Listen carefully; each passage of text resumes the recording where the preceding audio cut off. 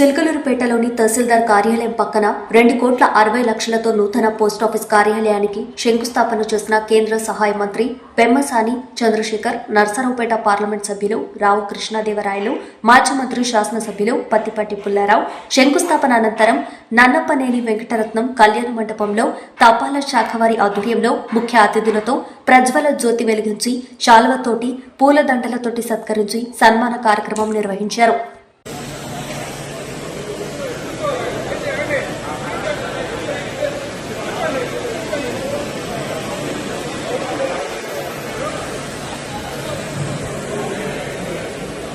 Namaste. Today we are listening.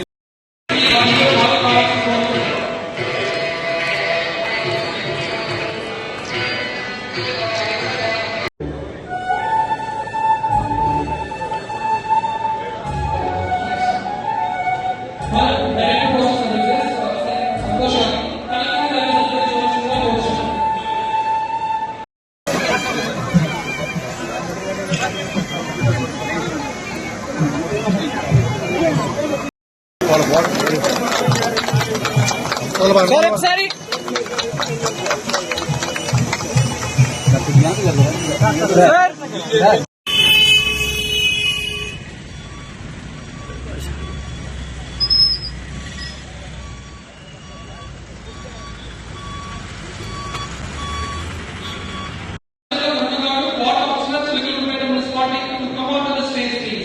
ఈ భవన నిర్మాణం చిలకలూరుపేట నియోజకవర్గ ప్రజలకి చాలా మంచి అవకాశం. కాబట్టి ఈ రోజు మన ఎంపీ గారు దీన్ని కృషి చేసి తీసుకురావడం, మా కృష్ణదేవరాయ గారు మన కేంద్ర మంత్రి ఫస్ట్ టైం వచ్చారు. నెక్స్ట్ టైం మా ఎంపీ గారు కొండవీటి కూడా తీసుకురావడం చెప్తా ఉన్నాం. ఎందుకంటే ఇటీవల గండి కూడా దానికి టూరిజం సెక్టర్ నుంచి కూడా సుమారు 100 కోట్ల రూపాయలు నిధులు కూడా తీసుకొచ్చారు. దానికి ఒక చరిత్ర ఉంది.